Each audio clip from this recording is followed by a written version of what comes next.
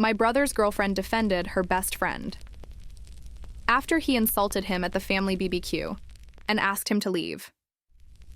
I'm still reeling from what happened, and I honestly don't know who to talk to about this. My family is on my side, but they're biased. I need an outside perspective because I'm starting to wonder if I went too far. Ida, I guess I should just start from the beginning. Before everything went to hell, my family had this sacred tradition: rooftop barbecues at my tia's place in Puebla. If you could bottle the feeling of home, this would be it.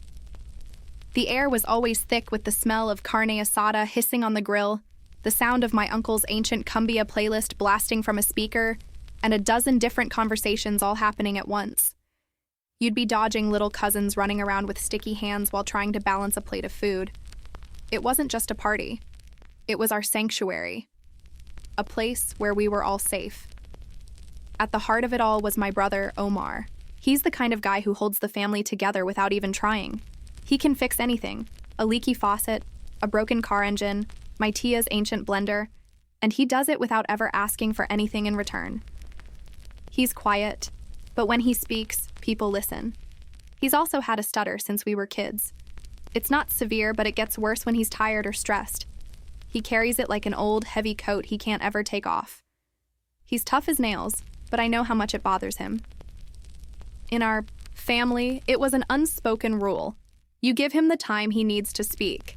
You don't finish his sentences. You don't make a big deal out of it. Ever. Then came April. When Omar met her, we were all so thrilled for him. She was charming, beautiful, and seemed to genuinely adore him. She laughed at all my dad's terrible jokes and even won over my tia Elena, who is notoriously hard to impress. For the first time in a long time, Omar seemed truly, deeply happy. We thought she was perfect, but she didn't come alone. From day one, she was a package deal with her best friend, Fabian. Where Abril went, Fabian followed. They were welded at the hip. He started showing up to our family events, including our sacred rooftop barbecues, without even waiting for an invitation. He'd just walk in behind her, grab a beer from the cooler, and start mingling like he was a long-lost cousin. He had this slick, overconfident energy that immediately put me on edge, but everyone else seemed to tolerate him, for Abril's sake. He was just there. A permanent fixture in Omar's new life. We all just accepted it. Because we loved Omar, and Omar loved her. Looking back, that was our first mistake. We let the fox into the henhouse because he was wearing a friendly smile. The thing is, my unease with Fabian wasn't some sudden revelation. It was a slow burn, a collection of tiny, unsettling moments that built up over time. At first, I tried to brush them off, telling myself I was just being overprotective of my brother. But the red flags just kept piling up. I remember one of the first times it really hit me. We were all out for dinner at this nice little place downtown, me, Omar, Abril, and Fabian. The waiter was a young guy, clearly new and a little nervous. He accidentally brought Fabian the wrong drink. It was an honest mistake. Instead of just politely correcting him, Fabian put on a whole performance. He sighed dramatically, pushed the drink back with 2 fingers like it was contaminated, and said loud enough for the tables around us to hear, "Wow, is it that hard to tell the difference between tonic and soda? I can explain it to you again, but I'll have to use smaller words." My stomach just dropped. The poor kid turned beet red and stammered an apology, but Fabian just smirked at him, enjoying the power trip. I looked over at April, expecting her to say something, to shut him down. But she just laughed. It wasn't a nervous laugh, it was a genuine, amused giggle. She lightly slapped Fabian's arm and said, "Ay, you're awful." But she was smiling at him, sharing in his little joke. She looked at the waiter and just rolled her eyes playfully as if to say, "Isn't he a character?" That was the pattern. Fabian was the bully, and April was his smiling, passive enabler. It happened with valets he'd talk down to, with baristas he'd snap at, with anyone he saw as beneath him. And every single time, April would just stand there, looking pretty and unbothered, occasionally, telling him to be nice with a tone that had zero actual authority. Her whole personality seemed to be built around avoiding conflict. But her version of keeping the peace always meant letting Fabian get away with being a monster. In the months leading up to that barbecue, his little power plays started to find a new target, Omar. They were subtle at first, just little digs disguised as jokes. Omar would be talking about a complex carpentry project he was proud of, and Fabian would cut in with, "So you spent all week playing with wood? That's cute." Then he'd wink at April. Another time, my uncle was asking Omar for his opinion on something, and when Omar took a moment to form his thoughts, Fabian chimed in, "Don't rush him, he's buffering." My blood ran cold, but before I could say anything, April just laughed her breezy laugh and changed the subject. She never seemed to notice the sting in his words, or if she did, she chose to ignore it. It was easier for her to pretend it was, all just friendly banter than to confront the fact that her best friend was systematically trying to humiliate her boyfriend in front of his own family. I saw it all, and it felt like watching a car crash in slow motion. I just didn't realize how bad the wreckage was going to be. So, the barbecue. It was one of those perfect evenings. The sun was setting over the city, turning the sky a bruised purple and orange. The string lights my tia had hung up were starting to glow. The air smelled like grilled onions and cilantro. My cousins and I were crowded around a small table, playing cards and laughing way too loud. I saw Omar across the rooftop, near the grill, telling a story to a few of our younger cousins. He looked so relaxed, so completely at ease. He had a beer in one hand and was gesturing with the other, his shoulders loose, a real smile on his face. For a minute, everything felt right. He was in the middle of a story about a ridiculously complicated engine repair he'd done. He got to the punchline, and his stutter, which had been dormant all evening, snagged on a hard C sound. And the whole thing just completely fell apart. It was a tiny hesitation, a blip that no one in our family would have even registered. We just waited. But Fabian, who had been hovering nearby, saw his opening. He smirked and cut in, his voice loud and performative. Whoa, slow down there, buddy. You're gonna short circuit." The laughter from our cousins died instantly. It was like someone had hit a mute button on our section of the party. The only sounds were the distant cumbia music and the sizzle of meat on the grill. Everyone just stared at their feet, at the cooler, anywhere but at Omar or Fabian. The air got thick and heavy. I watched Omar's smile vanish. He just stood there for a second, his face hardening.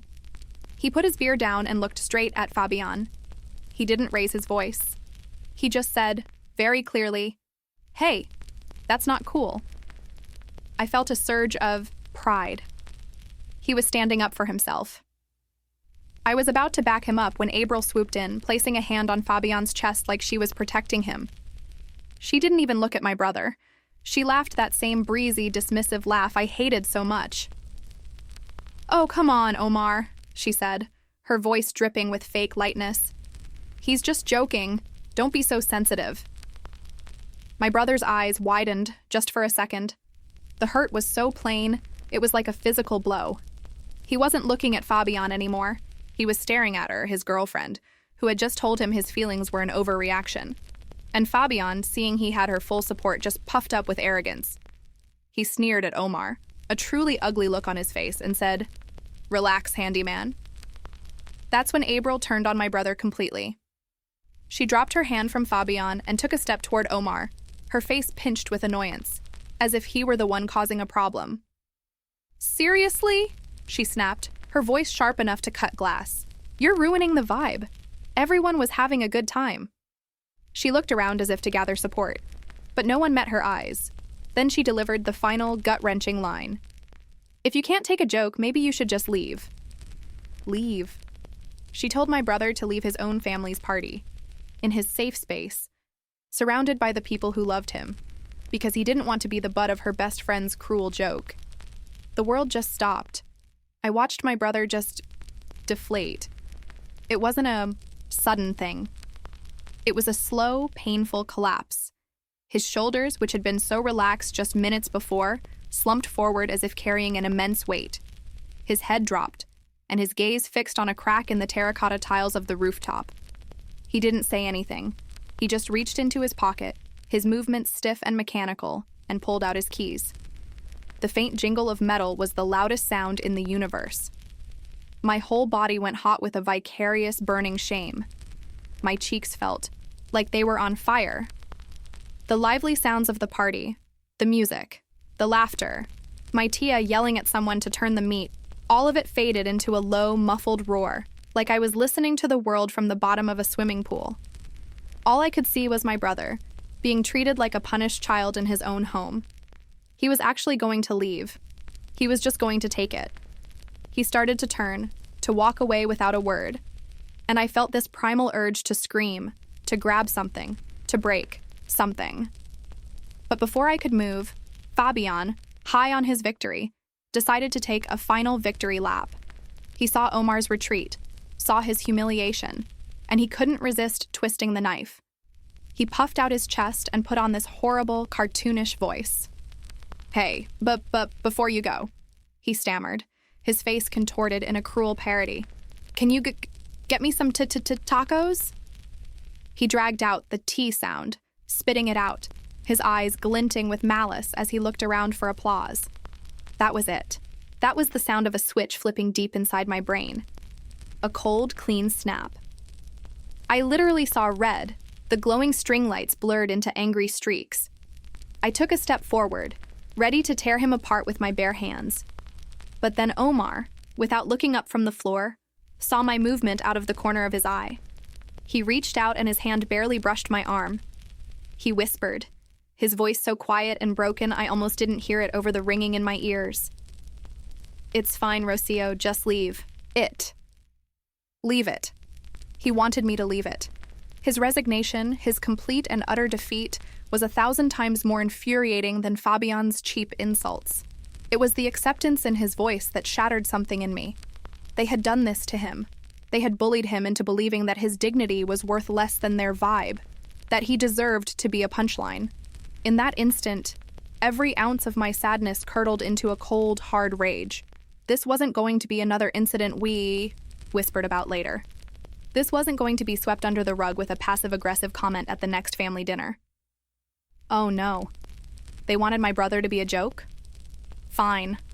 I was going to make damn sure the whole world saw who the real punchline was. I was going to take their carefully curated public image and burn it to the ground, right here, right now, where it would hurt the most. I didn't storm over there. I didn't scream. The rage inside me had cooled and hardened into something, sharp and clear. I just turned and walked away from them, heading toward the other side of the rooftop, where my tia had a small charging station set up next to the drink cooler. My hands were shaking, but my mind was a block of ice. I had a plan. A terrible, perfect plan. I knew their entire public lives were plastered all over their social media. I'd seen it. Little clips in their stories of Fabian being an asshole to some poor barista, while April giggled behind the camera. I just needed to put it all together. And then, the universe handed me the smoking gun on a silver platter. As I was walking away, April, completely oblivious and still buzzing with her own self-righteous anger, called out to me, "Rocio, hey, can you plug my phone in? It's about to die." She didn't even look at me properly, already turning back to console Fabian, who was pretending to be offended. She tossed the phone toward me. I caught it. "Password's my birthday, you know it," she said dismissively. I got to the charging station, my heart hammering against my ribs. Her phone lit up as I plugged it in, and a message notification from Fabian was right there on the lock screen. It was from just a few minutes ago. I felt a sick, metallic taste in my mouth. My fingers trembled as I typed in her birthday. I didn't go searching. I didn't have to. Their chat was right there on top. I opened it. My eyes scanned upwards, through a sea of inside jokes and heart emojis, and then I saw it. A message from Fabian from last week. "Are you sure you want to keep bringing your charity case to these things? It's getting embarrassing." My breath caught in my chest. A charity case. That's what he called my brother. The man who had spent an entire weekend helping them move into their new apartment for nothing more than pizza and beer. The man who fixed her car last month on the side of the road in the pouring rain. I felt a wave of nausea, but I kept reading. I had to see her reply. And there it was. Not a defense. Not an admonishment. Just a single damning emoji. The crying, laughing face. She thought it was funny. She was in on the joke. This whole time, she wasn't just an enabler. She was a willing audience. That was it. Any lingering doubt I had about what I was about to do evaporated. This wasn't just about defending Omar anymore. This was about justice. I unplugged her phone, my movements calm and deliberate. I walked over to the sound system my uncle had set up, the small DJ controller glowing in the twilight. Without hesitating, I slid the master volume all the way down. The cumbia music cut out abruptly, leaving a sudden, shocking silence. Every head on the rooftop turned toward me. I picked up the microphone. It felt heavy and cold in my hand. I looked across the patio, directly at April. Her face was a mask of confusion. "April," I said, my voice echoing unnaturally across the rooftop. "I just want to make sure everyone heard you correctly." She looked startled, glancing around at the sea of faces now staring at her. "What are you talking about?" she asked, her voice small without the music to hide behind. "You told my brother to leave," I stated, not a question. "You said if he can't take a joke, he should leave his own family's party. Is that right?" She flushed, a deer in the headlights. "He was ruining the vibe," she stammered, trying to sound firm. "Fabian was just joking."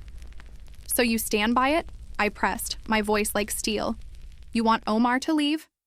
She squared her shoulders. "Yes," she said defiantly. "I do." "Okay," I said softly into the mic. "Just wanted to make that clear." Then I lifted her phone, swiped up, and tapped the AirPlay button. I selected my uncle's smart TV, the big screen he'd mounted on the brick wall for watching football games. The screen flickered to life, mirroring her phone. And I hit play. First, a clip of Fabian berating a waitress, with April's tinkling laugh audible off-screen. Then another, of him mocking a street vendor. Then, the video I'd saved from his stories months ago, where he used a homophobic slur to describe a guy who cut him off in traffic. With every clip, the silence on the rooftop grew heavier, more suffocating. Finally, I swiped over to the screenshot I'd just taken. The text message. Fabian calling my brother a charity case. And underneath it, her reply. The single, gleeful, crying, laughing emoji, now blown up to fill a 50-inch screen for my entire family to see. The silence that followed was worse than screaming. It was thick, heavy, and absolute. Every single person on that rooftop was just frozen, staring at the giant damning emoji on the TV screen. Fabian didn't even try to defend himself. He didn't bluster or make excuses. He just broke. His face went chalk white, his jaw slack, and he turned and bolted down the stairs. Didn't say a word. The sound of his shoes slapping frantically against the concrete steps was the only thing you could hear in the sudden quiet. April, on the other hand, tried to fight. Her voice came out high and shaky, cracking with panic. That's out of context. Those are private jokes. You have no right to show that," she shrieked, gesturing wildly at the screen. But her words were hollow. Nobody was listening. They were all just looking from the text message to my brother's face and then back again. The evidence was right there. She looked around the rooftop, her eyes desperately scanning the faces of my family, searching for a single ally. She found none. My tia Elena, who had once adored her, just stared at her with cold disappointment. That's when the tears started. Big, ugly, gulping sobs. She turned and ran after Fabian, her cries echoing as she disappeared down the stairs into the darkness. After they were gone, the rooftop was still for a long moment, and in the middle of it all stood Omar. He hadn't moved a muscle. He was just standing there, staring at the blank TV screen where the proof of his girlfriend's betrayal had been just moments before. He looked like a statue. I didn't know if he was going to break down or explode. Then, my Tio Carlos, a man of few words, walked over to him and put a heavy hand on his shoulder. "I'm sorry, mijo," he said, his voice thick with emotion. "I should have said something long ago." That broke the spell. One by one, they came. My cousins, my aunts, each one approaching Omar with an apology, a hug, a hand on his back. They weren't just apologizing for tonight. They were apologizing for all the times they'd let the little comments slide, for their silence. The final blow to my already shattered heart was my tia Elena. She wrapped her arms around Omar and just held him, her face buried in his shoulder. I heard her whisper, her voice fierce and protective. "You don't go anywhere. This is your home." And I saw my brother, for the first time all night, just close his eyes and finally lean into her embrace. And now the adrenaline is gone. The righteous anger has cooled, and all that's left is this hollow, buzzing feeling in my chest. I keep replaying it all in my head. Fabian's terrified face as he ran. Abril's panicked sobs. The shocked looks on my family's faces. My brother never wanted a war. He's the most non-confrontational person I know. He just wanted the quiet respect he gives to everyone else. And I didn't just give him a war. I dropped a nuclear bomb in the middle of his life and mine, with him standing at ground zero. I know I defended him. I know I exposed them for who they truly are. But did I have to do it like that? Did I have to become just as cruel as them, using public humiliation as my weapon? I feel sick thinking about it, like I'm hungover from my own rage. Maybe I stooped to their level. But then another part of me screams back, what other way was there? Was there a less destructive path I could have taken? Or was this brutal, ugly spectacle the only language people like them would ever understand? I honestly don't know anymore. It's been a few weeks since the barbecue from hell. The dust has settled, but the crater is still there. Abril and Omar are done. Completely.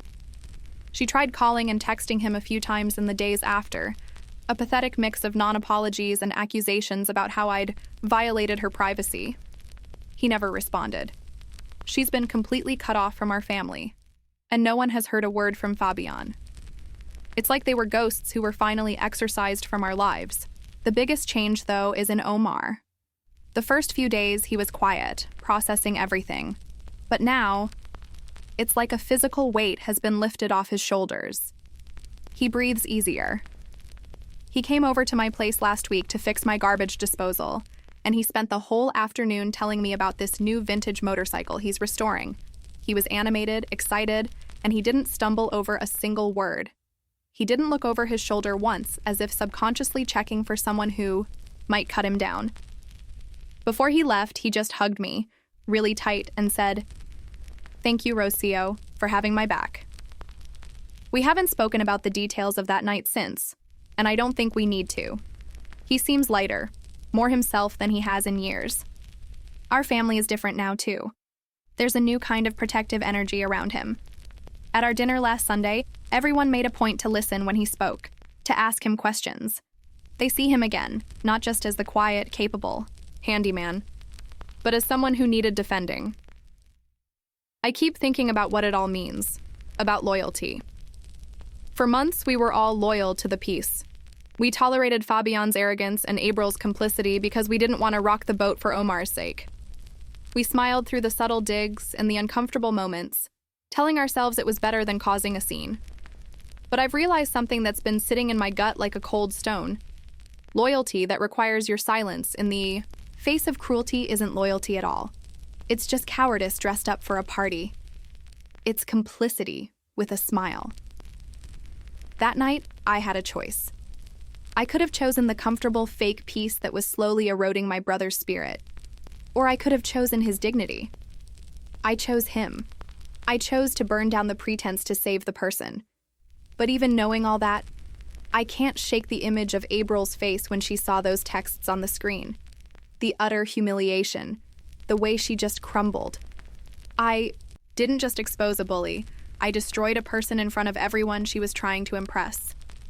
And that makes me feel like I have a shard of ice in my heart. So I'm laying it all out here for strangers, because you have no reason to spare my feelings. So, Reddit, AETA for publicly exposing my brother's girlfriend and her best friend at a family party instead of handling her cruelty privately?